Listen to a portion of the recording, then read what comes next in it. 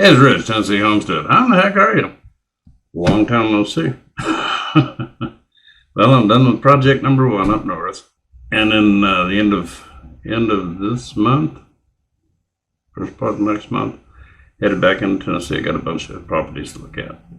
Get some dirt under my fingernails. I am working on one project here, and but I don't think that's going to take too terribly long. And matter of fact, I've got a little short sniggling in there, kind of showing you my mess that I got to. My next project here. Trying to get this shed thing cleaned out so I can start getting it built out and use it for a workshop. So far, got the 2 lofts just about packed. Try to get the rest of this stuff up in there. But yeah, trying to get this thing prepared and kind of take you on a journey on this one. So yeah, I'll be floating back and forth between the 2 for a while. It's not too bad, day's drive kind of thing. So, but yeah, trying to get back down to where it, yeah, kind of sucks. But anyway, we got some videos coming at you. This next one I'm going to be putting up this week. Starting to get back into getting some videos up. To be honest with you, I'm getting a little old and a little busy. Okay, so I just really haven't had the time. Takes a little while to put these things together. I know it doesn't look like it. They're not the high quality professional ones that a lot of the YouTubers put out there. I understand, okay, but it still takes me a while. But anyway, trying to get that lined out. I've got another one I'm editing right now to get up after this one. So we're trying to get I'm trying to get the channel back going. Getting the crossroads things going is interesting. Takes a lot more research, and anyway, yeah, I'm trying to get back to where I can raise cattle and so forth. And it's going to be important. One of the things that I wanted to talk to some of the folks I hear a lot and get a lot of comments on. I'd love to have a place, but I can't afford it. Try looking. Go around to some of your local counties, areas that you'd be willing to look into, and follow the tax sales. Possibly you can pick up some piece of property through a tax sale. And if it's vacant, you could go ahead and get started. Okay. Yeah. And because then any improvements you have to make to the property for them to redeem it. Now check your local state laws because they vary. Okay. But yeah, you even get reimbursed for that. It's got broken pipes or leaky roof or whatever. Anything going back into the property like that would have to be paid too by the people wanting to redeem it. But like I said, check whatever state you're in's laws for that. Every state has different regulations. Check the states that you're interested in. And if there's a state next door to you that has better regulations, then check with them. We're not glued to a state. You know what I'm saying? But that may be a way for some folks to get a little place with enough ground on it to raise some garden and chickens and things of that nature. I want you to know that probably by the end of the week, I'll put up a link for the Crossroads channel so that the videos I'm doing over there won't go into it a lot here. If you're not following a lot of global politics, here again, if you have a life, I follow news from all over the world. Okay? I don't just rely on one source. I go to India and I get some Russian news headlines. I get European news. I get American news, ABC, NBC, CBS. Although I just about gave up on that. CNN, pretty much the same way. To give you some idea, here's a classic one. You can go through the archives back at CNN, 2014, talking about Ukraine and the Nazi problem. This isn't monetized anymore. I'm not going to, but. Even CNN reported on their headaches. Vice News is another one. Like I said, you have to go back to your archives. 2014, 2015, you'll hear that N-word used a lot for those folks. Okay? Here again, in 2022, when Russia invaded, everybody was screaming, oh, that's just Russian propaganda. No, it isn't. So try to keep those kind of things in mind. Keep an open mind, I have found that the European news and our news about holds hands together and sings Kumbaya. So you want to expand that out a little bit if you want to check into these kind of things. My biggest concern for you folks is this de-dollarization that's coming toward us. Now, how fast? I've heard anywhere from 4 to 5 years before they could get everything in place and really start doing us some hurt. I have been watching the dollar drop not only in volumes being used out there in the world, in the global economy. We're down to somewhere in about the 40-45% range, down from at one point in time we were at 90% of global transactions was conducted in U.S. dollars. We're down somewhere, we're under 50% now. They're doing it. We don't have the means to do it. Because this is going to be a gold-backed currency we're going to be fighting against, and it's just not working right now.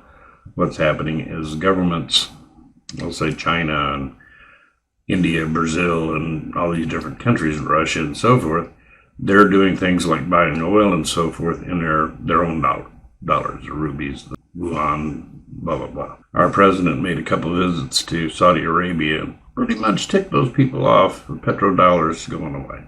As soon as they come up with another global currency, and the important part of it is another global system. We have the SWIFT account in the U.S. and MasterCards and Visas and the IMF and things of this nature. Well, they're developing all that right now. It'll be a few years before everything's in place. They already have the New Development Bank, which is the counterpart to the IMF. China already has a SWIFT similar system that they're probably going to bring into the BRICS. So they've got that. They've also, Russia and China and so forth have their own credit cards.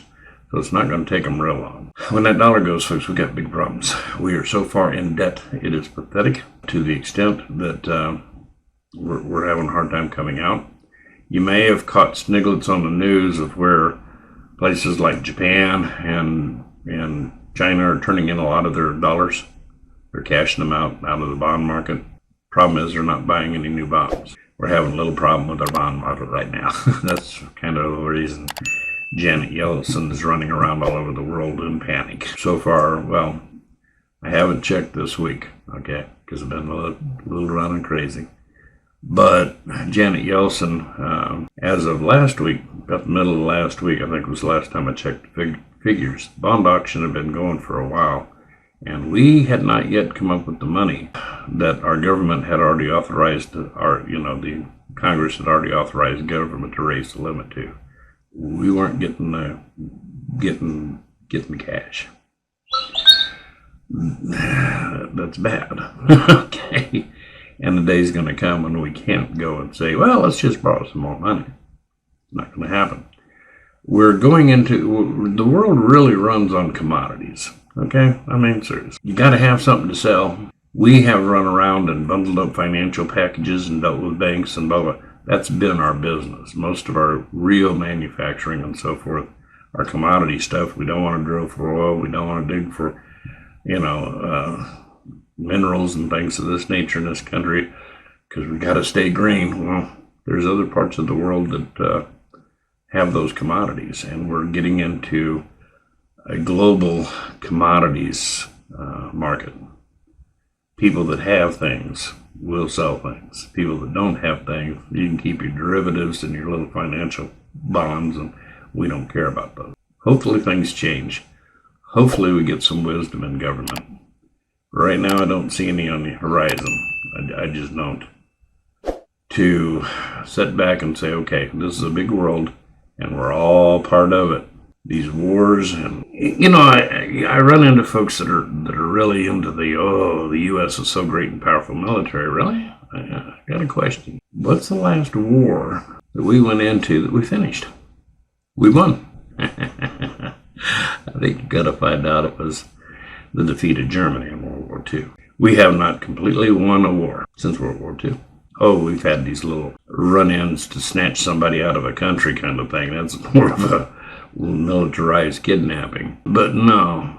A war? No. Vietnam? No. Korea? No. Afghanistan? Definitely no. Iraq? No. We spend trillions of dollars in a lot of years and a lot of blood of our young men and women, and we don't accomplish anything. Not really. We get tired, we move on to the next one. This has got to stop. Now we're in this proxy thing. This proxy thing could turn bad in a minute.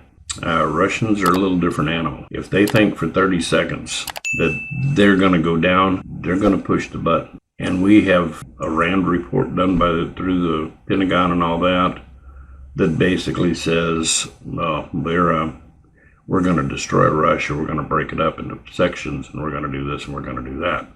Russia's got that document, and they've looked at it and said, "Oh, you want to destroy us?"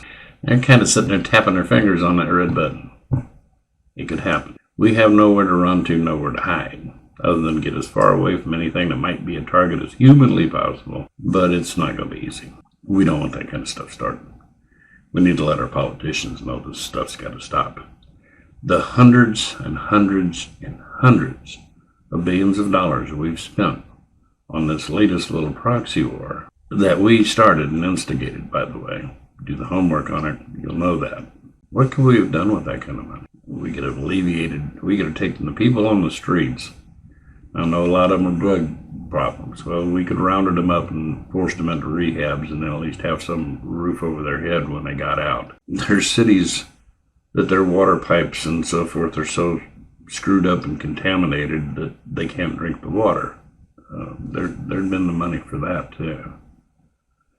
Fixing our bridges and our roads, yeah, I'd have paid for a chunk of that. See what I'm saying? The government spends our money on foolishness like wars. And of course they get us all behind it. Oh, cheer, cheer, here we go. They're spending your money to go do proxy wars so that the military-industrial complex lines their pocket. Politicians and the fat cats get rich. You lose your tax money doing any service to you. So I hope this helps you out a little bit. Do pay close attention. I've got some video coming up here shortly that's a little better. And then we're getting back to farming. And I'll take you on my search. I think you ought to have fun with that. And you start hearing a lot more from me. Try to get some comments answered. But I got to tell you, folks, I've been running hard. Today, I got home and it's still sunny out. Can you believe that? Yeah. Hot as it is, but it's sunny. Anyway, don't take up any more of your time. Got to get the heck out of this one. I hope you're having a wonderful, wonderful, wonderful week this week. Gosh, it's good to be back talking to you. Y'all take care. Love you guys and I appreciate you. Talk to you soon.